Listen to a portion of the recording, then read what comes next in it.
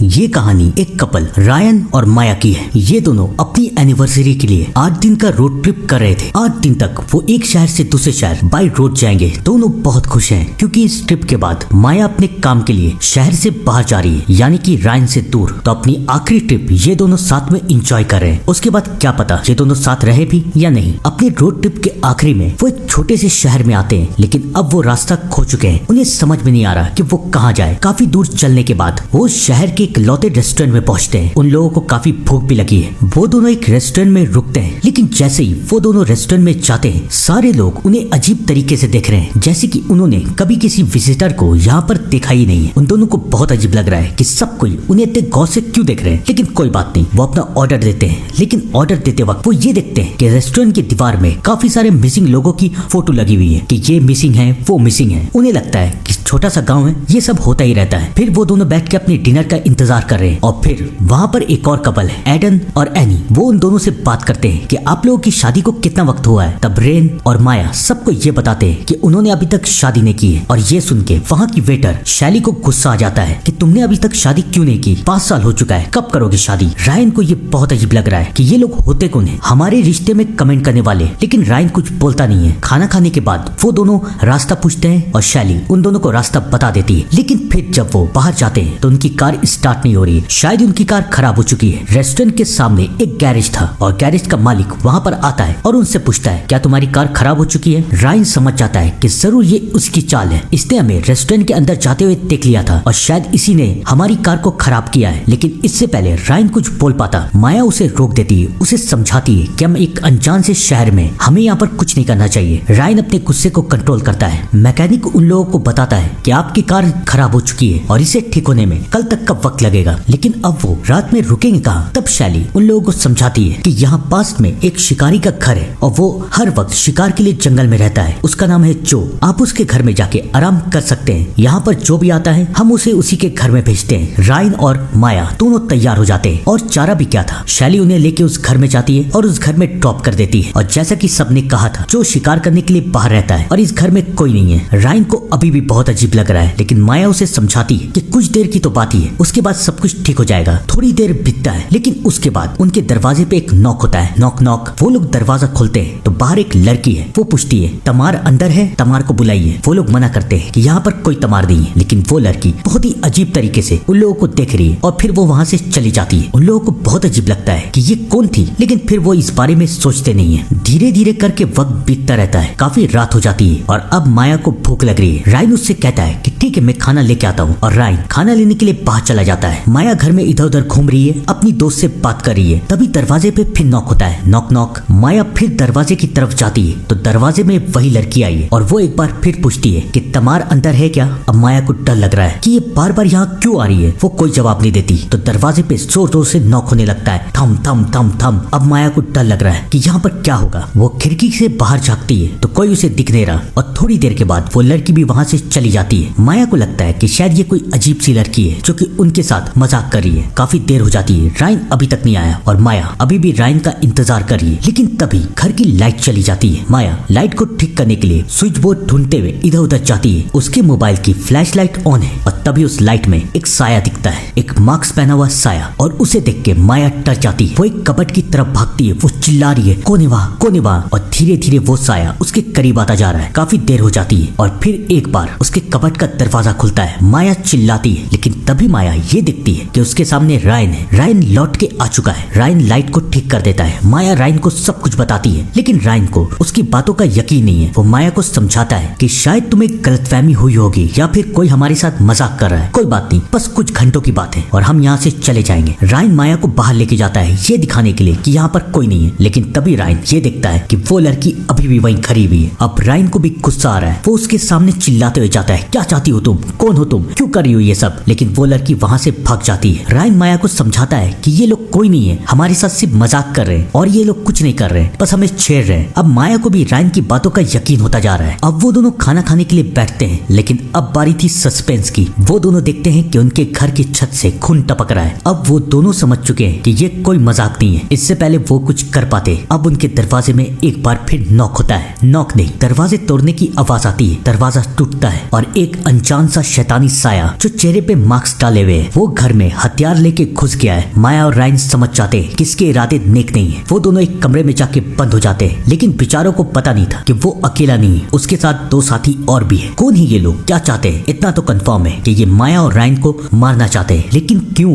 वो आदमी दरवाजे को पीट रहा है, सामान को तोड़ रहा है। माया और रायन दोनों के दोनों डर रहे हैं। वो दरवाजे को तोड़ता है, माया और रायन को देखता है और फिर वहां से चला जाता है। कुछ देर के बाद पूरे घर में शांति हो जाती है। उन्हें ऐसा लगता है कि शायद ये लोग जा चुके हैं, ये लोग लुटेरे होंगे, हमें डराने के लिए आए हैं। हिम्मत करके वो दोनों बाहर की तरफ निकलते हैं। अब वो दोनों एक सेकंड के लिए भी इस घर में नहीं रुकेंगे। वो लोग बाहर की तरफ भागते हैं, लेकिन ये तो बस शुरुआत थी। वो आदमी उस घर के बाहर एक लौती बाइक को भी चला देता है। माया और रायन समझ जाते हैं कि ये लोग हमें मारे बिना नहीं जाएंगे। वो लोग अंदर की तरफ भागते हैं, लेकिन कितनी देर तक वो लोग छुपे रह सकते हैं? तभी माया का ध्यान एक वेंटिलेटर की तरफ जाता है। वो रायन को बताती है कि ये एक शिकारी का घर है, जरूर उसके घर में कोई हथियार होगा। हम वेंटिलेटर से बेसमेंट की तरफ जाते हैं और बेसमेंट के दरवाजे से यहाँ से भाग जाते हैं। रायन माया की बात मान जाता है। दोनों वेंटिलेटर के अंदर जाते हैं। किसी तरीके से क्रॉल करते हुए वो लोग बेसमेंट की तरफ बढ़ते हैं। उन्हें बहुत ही हल्के हल्के जाना था, क्योंकि उनके जस्ट ऊपर एक नहीं, दो नहीं, बल्कि तीन कातिल थे, जो कि उनकी एक हल्की सी आवाज में उन दोनों को जान से मार सकते थे। किसी तरीके से वो दोनों बेचारे बेसमेंट में पहुंचते हैं। सामने बहुत अंधेरा है और बाहर वो शैतान है। रायन समझ जाता है कि अगर उसके पास कोई हथियार नहीं हुआ तो वो इसका सामना नहीं कर पाएगा। वो माया से कहता है कि तुम यहीं रुको, मैं कोई हथियार ढूंढ के लाता हूँ। रायन कुछ ढूंढने के लिए वहाँ से जाता है और माया वहाँ अकेली। और इसी वक्त माया के ऊपर वो शैतान हमला कर देते हैं, लेकिन अब रायन को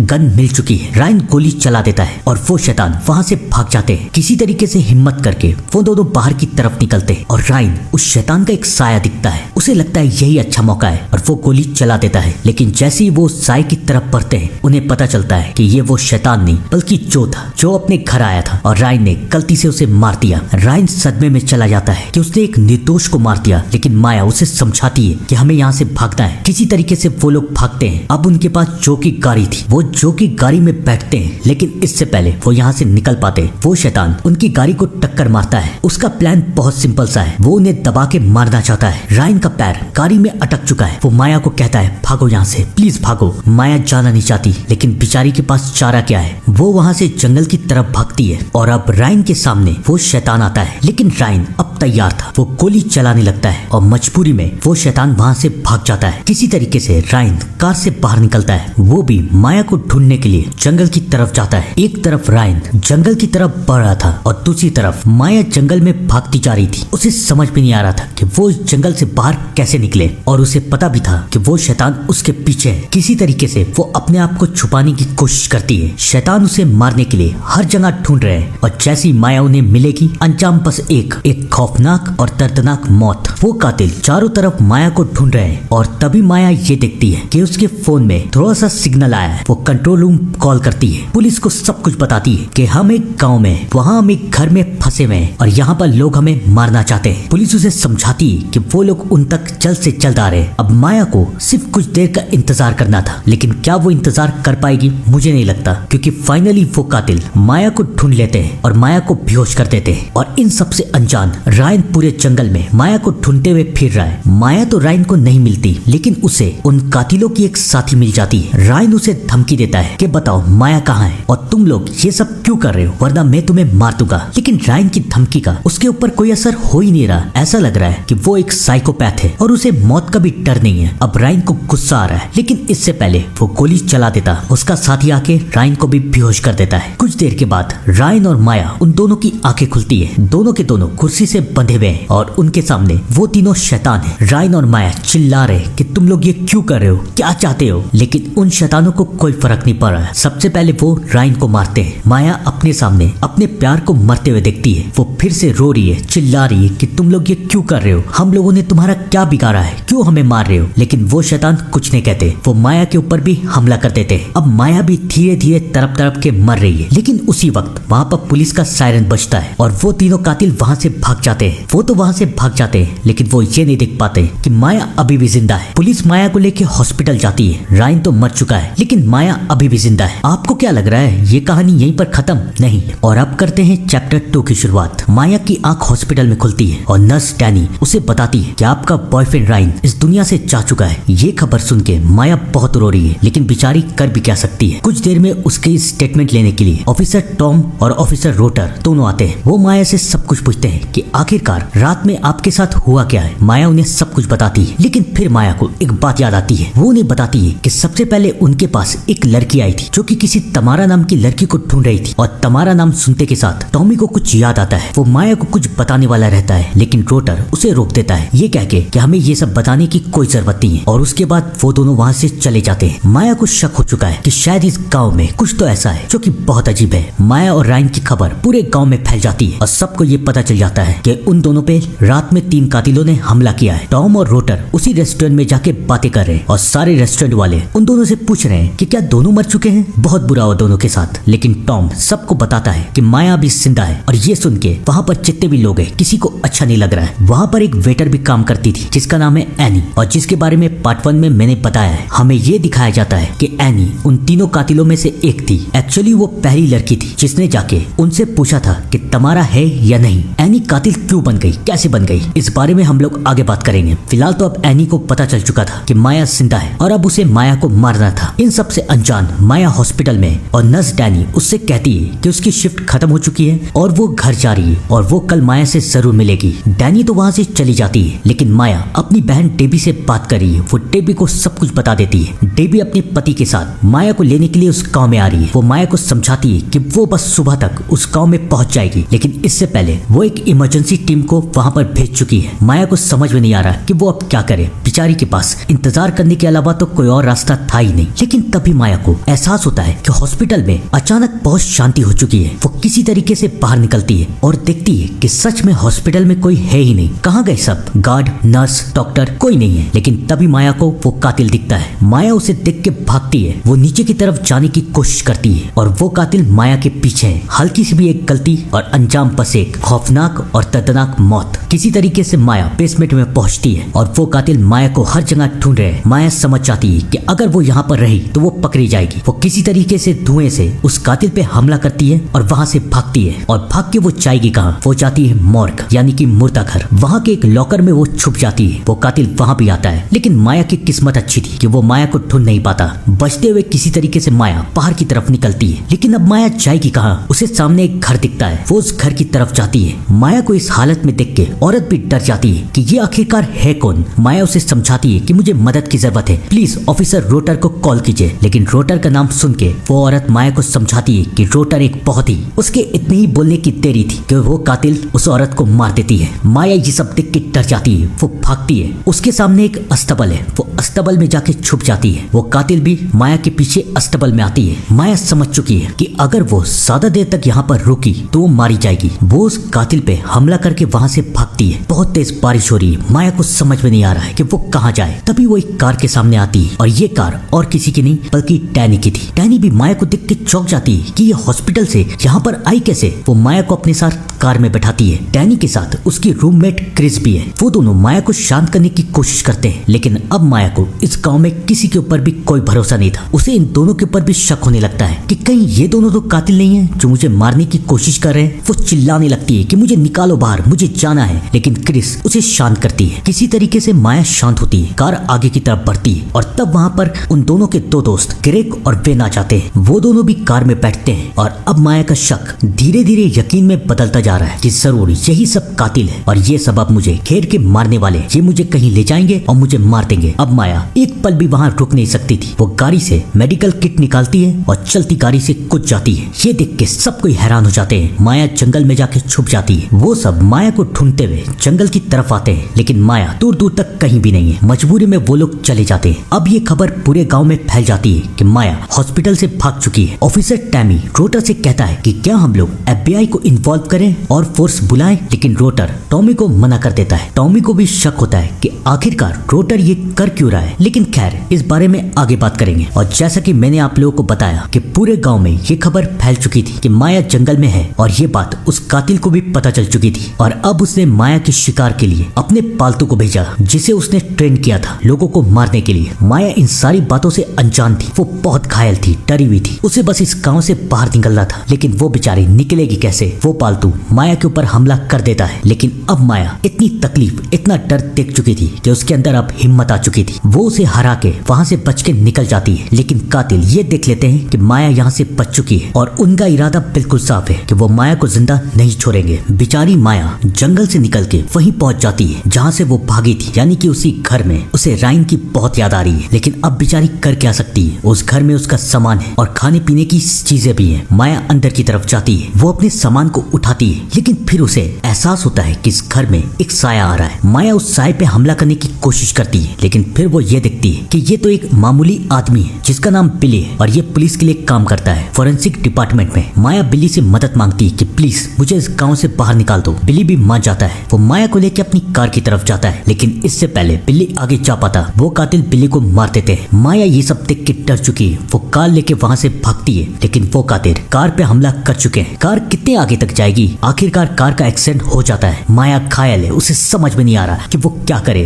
वो बेहोश हो रही है, लेकिन बेहोश होने से पहले वो एक दरवाजे पे जाके नॉक करती है, नॉक नॉक, और उसके पास माया बेहोश हो जाती है। लेकिन बेचारी माया जानती नहीं थी कि ये घर और किसी का नहीं बल्कि डैनी का है। जब माया की आंख खुलती है तो वो ये देखती है कि उसके सामने डैनी, क्रिस, ग्रेग और वेन चारों है। माया को अभी भी इन चारों के ऊपर शक है कि शायद यही चारों कातिल हैं और ये मुझे मारना चाहते हैं। बाकी तीन तो सही थे, लेकिन उनमें से ग्रेग ऐसा था जो कि माया के साथ बहुत ही अजीब बिहेव कर रहा था और उसे बार बार देख के माया को शक हो रहा था कि ये तो पक्का कातिल होगा ही। लेकिन बाकी सब माया को समझाते हैं कि ग्रेग एक अमीर बाप का बेटा है, तो उसे लगता है कि ये पूरा गाँव उसने खरीद लिया है, लेकिन वो दिल का बुरा नहीं है, उसकी बातों का बुरा मत मानना। माया सारी बातें सुन रही थी, लेकिन अब उसे किसी के ऊपर भी यकीन नहीं था। वो अपनी बहन से बात करती है तो उसकी बहन उसे बताती है कि इमरजेंसी वाला उस गांव में पहुंच चुका है, तुम बस अपनी लोकेशन भेज दो। माया अपनी लोकेशन उस इमरजेंसी वाले को भेज देती है और हमें दिखाया जाता है कि वो इमरजेंसी वाला उसी गैराज में जाता है जिस गैराज में माया और रायन की गाड़ी थी। वो उस गैराज के मालिक से माया की लोकेशन का पता पूछ रहा है और वो मालिक बहुत ही गुस्से में उसे देख रहा है। क्या हुआ उसके साथ ये तो हमें बाद में पता चलेगा। कहानी हमें एक बार फिर से माया की तरफ लेके जाती है। ग्रेग एक बार फिर से माया से बात करने के लिए आया और वो माया को कांग्रेट्स करता है कि आखिरकार तुम एक लौती इंसान हो जो इस सब से बच चुकी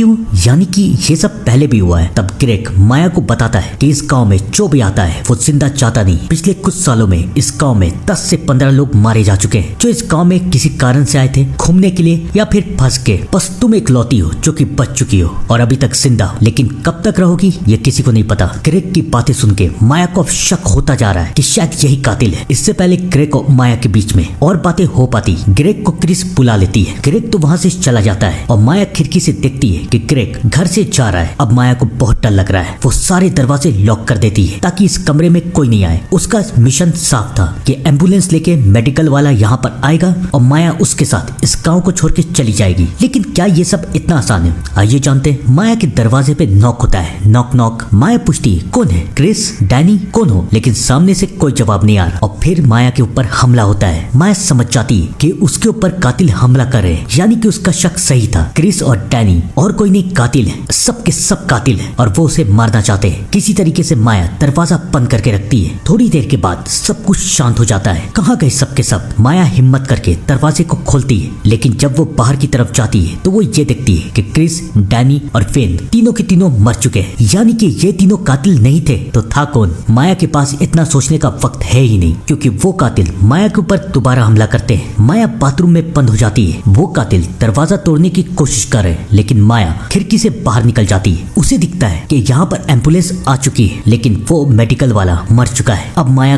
कुछ नहीं सोचती, वो बस एम्बुलेंस की तरफ भागती है। किसी तरीके से वो एम्बुलेंस में पहुंचती है और चिल्लाती है जल्दी चलाओ, जल्दी चलाओ। लेकिन बेचारी माया को पता नहीं था कि उस कातिल ने उसके ड्राइवर को भी मार दिया है और अब माया एम्बुलेंस में उस कातिल के साथ है। वो कातिल माया के ऊपर हमला करने की कोशिश करती है और माया लड़ती है और फाइनली माया उस कातिल को मार देती है। अब माया एम्बुलेंस चलाते हुए वहाँ से भागती है, लेकिन वो कातिल अभी भी जिंदा है। वो माया के ऊपर हमला करती है और एम्बुलेंस का एक्सीडेंट हो जाता है। माया तो बच जाती है, लेकिन वो कातिल शायद मर जाती है। एक पल तो माया ये सोचती है कि वो इसका मास्क हटा के देखे कि आखिरकार ये है कौन, लेकिन उसके पास इतना वक्त है नहीं। उसे अब यहाँ से भागना है। वो वहाँ से भाग जाती है और कुछ देर में वो दोनों कातिल भी वहाँ पर आते हैं। वो उस कातिल को देखते हैं, उसका मास्क उतारते हैं और वो और कोई नहीं बल्कि एनी है, जैसा कि हमें शुरुआत में बताया गया था। और वो कातिल याद करता है कि कब पहली बार बचपन में उसकी और एनी की मुलाकात हुई थी। वो दोनों सबसे अलग थे, ना किसी से बात करते थे ना किसी से दोस्ती करते थे। लेकिन एक बार एनी ने ये देखा कि एक लड़की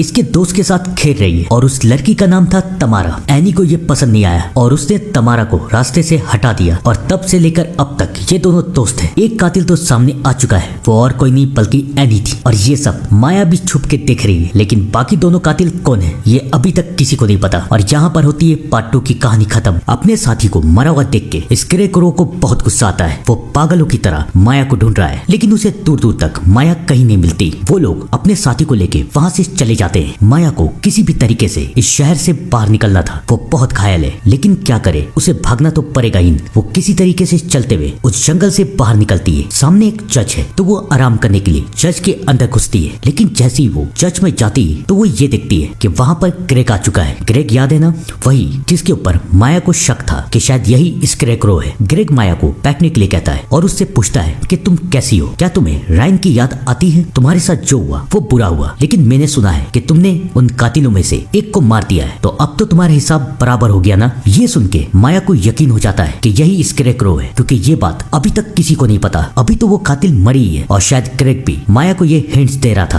कि वही है स्क्रेकरो। माया उससे पूछती है कि अब क्या होगा। ग्रेग हंसता है और उसे समझाता है कि अभी यहाँ से बाहर निकलो। माया समझ जाती है कि उसके पास बहुत कम वक्त है। वो वहाँ से बाहर भागती है, लेकिन वो कितनी दूर तक जा पाएगी किसी को कुछ नहीं पता। इन सब से अनजान पुलिस रोटर और टॉमी माया को ढूंढ रहे थे, क्योंकि उसकी बहन डेबी ने स्टेट पुलिस से मदद मांगी। टॉमी शेरिफ रोटर को ये समझा रहा है कि माया शायद जंगल में हो, लेकिन रोटर टॉमी से कहता है कि वो शायद शहर से बाहर निकल गई हो। वो दोनों बात ही कर रहे थे कि तभी रोटर ये दिखता है कि उसके सामने माया आ चुकी है। माया भी पुलिस को देख के ये सोचती है कि शायद वो उसे बचा लेगी। वो रोटर से मदद मांगती है, उससे कहती है प्लीज मुझे अपना फोन दे दो, मुझे अपनी बहन को कॉल करना है। लेकिन रोटर उसे अपना फोन नहीं देता। माया को इस शहर में किसी के ऊपर यकीन नहीं था, क्योंकि वो जानती थी कि कोई भी इन कातिलों से मिला हो सकता है। वो रोटर से कहती है कि प्लीज मुझे फर्स्ट किट ला के दो, मेरे हाथ में बहुत दर्द हो रहा है। रोटर फर्स्ट किट निकालने के लिए कार से बाहर निकलता है और इसी बात का फायदा उठा के माया कार लेके भाग जाती है। और तभी रोटर ग्रेग को कॉल करता है और उससे कहता है कि माया तुम्हारे रास्ते में उसे पकड़ लो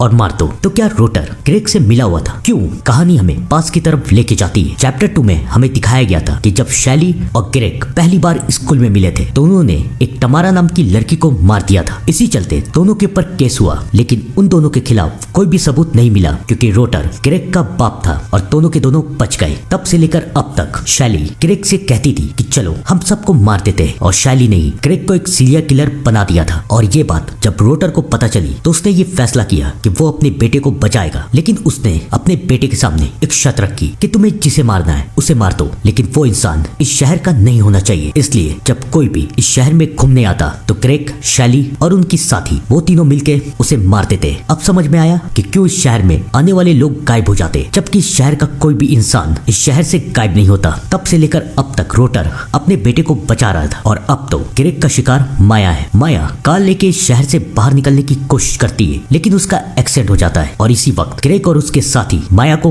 पकड़ लेते हैं और वो अब माया को लेके अपने अड्डे पे जा रहे हैं। आगे क्या होगा? क्या ये लोग माया को मार देंगे? पता नहीं। अगली सुबह हमें ये देखने को मिलता है कि फाइनली माया की बहन डेबी, उसका पति हॉवर्ड्स और उनका बॉडीगार्ड मार्कस इस शहर में आ चुके हैं। वो उसी रेस्टोरेंट में जाते हैं जहाँ से ये कहानी शुरू हुई थी। डेबी और हॉवर्ड्स सबसे पूछते हैं कि आखिरकार किसी ने माया को देखा है, लेकिन कोई भी उन्हें कुछ नहीं बताता। तभी वहाँ पर काम करने वाली एक लड़की एनी उसे बताती है कि वो माया से मिली है और माया बहुत ही अच्छी लड़की थी। इससे पहले एनी उन्हें कुछ और बता पाती, रोटर उसे डरा देता है। वो लोग समझ जाते हैं कि एनी को कुछ ना कुछ तो पता है, और जब एनी बाहर की तरफ निकलती है तो डेबी उससे बात करती है। तो एनी डेबी को बताती है कि शेरिफ रोटर को सब कुछ पता है। अब वो लोग रोटर का पीछा कर रहे हैं। इन सब से अनजान रोटर और टॉमी मुर्दा घर जाते हैं, जहाँ पर टॉमी रोटर को ये दिखाता है कि उन लोगों ने, यानी कि कातिलों ने, अब शहर के लोगों को भी मारना शुरू कर दिया है। यहाँ पर सिस्टर डेबी और उसके दोस्तों की बात हो रही है, और टॉमी के पास ये सबूत था कि ये सब और कोई नहीं बल्कि ग्रेग ही कर रहा है। रोटर समझ चुका था कि टॉमी उसके बेटे के लिए खतरा है, तो वो टॉमी को मार देता है और फिर वो टॉमी की लाश लेके वहाँ से बाहर जा रहा है। डेबी और उसके साथी भी ये देख लेते हैं और वो रोटर का पीछा करते हैं। इन सब से दूर जब माया की आंख खुलती है तो ग्रेग, यानी कि स्क्रेकरो, उसके सामने आता है। वो उसे शैली का मास्क पहनाता है, ये सोच के कि शायद माया शैली की जगह ले सके, लेकिन माया उसे मना कर देती है। लेकिन ग्रेग ये फैसला कर चुका था कि उनकी तीसरी साथी शैली की जगह और कोई नहीं बल्कि माया ही लेगी। इन सब में से आप लोग एक बात भूल रहे हैं, शैली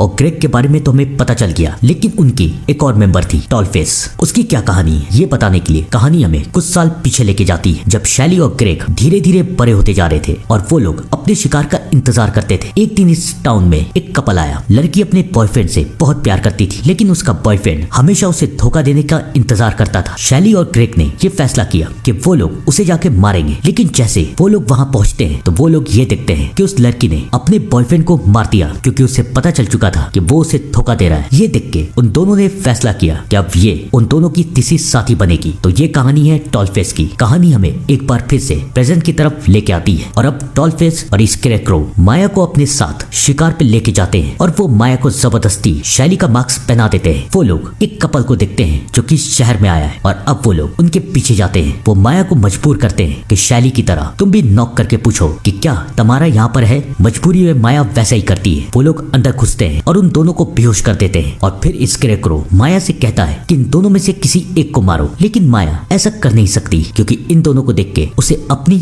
और रायन की कहानी याद आ रही है। वो गुस्से में आके टॉलफेस को मार देती है और ये देख के स्केरेक्रो को बहुत अच्छा लगता है, क्योंकि अब उसे यकीन होता जा रहा है कि माया भी उसी की तरह है। स्केरेक्रो लड़के को मारता है और माया के हाथों लड़की को मार देता है। अब माया, जिसे कुछ समझ में नहीं आ रहा था कि वो इंसान है या फिर शैतान, वो बिल्कुल बेसुध हो चुकी थी। स्केरेक्रो उसे लेके जाता है और तभी उसके पापा का कॉल आता है। वो उन्हें बताते हैं कि माया की बहन उसका पीछा कर रही है, तो वो माया की बहन को लेके स्केरेक्रो के पास आ रहे हैं। अब स्केरेक्रो को उसका नया शिकार मिल चुका था। इन सब से अनजान टेबी, मार्कस और हॉवर्ड्स रोटर का पीछा करते हुए एक जगह पहुंचते हैं। मार्कस हॉवर्ड्स और टेबी को एक ट्रॉली में बंद करके रोटर के पीछे जाता है, लेकिन रोटर को तो सब कुछ पहले से ही पता था। वो मार्कस को मार देता है और अब स्केरेक्रो हॉवर्ड्स और टेबी को मारने के लिए आता है। वो दोनों बेचारे बचने की बहुत कोशिश करते हैं, लेकिन जो होता था वही हुआ। स्केरेक्रो ने दोनों को मार दिया। माया की आंख के सामने उसकी बहन मर जाती है और माया कुछ भी नहीं करती। अब स्केरेक्रो को ये यकीन हो चुका था कि माया भी उसकी तरह बन चुकी है, तो वो माया को उसकी बहन की बॉडी देता है, उसके हाथ को आजाद करता है और उससे कहता है कि यहाँ से चली जाओ, क्योंकि उसने माया से सब कुछ छीन लिया और माया को अपनी जैसा एक शैतान बना दिया। और स्केरेक्रो अपने बाप के साथ वहाँ से चला जाता है। माया अपनी बहन को लेके शहर से बाहर निकल रही है, लेकिन अब उसे बदला चाहिए अपनी बहन का,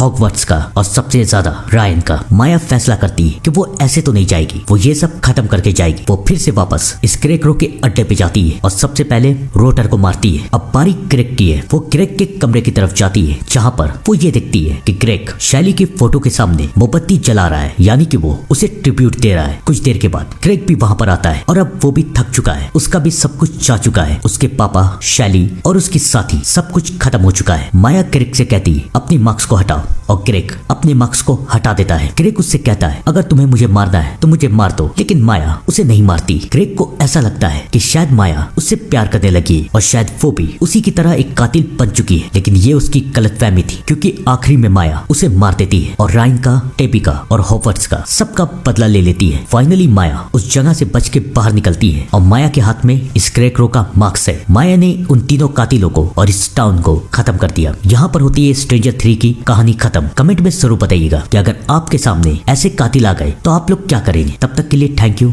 एंड गुड बाय।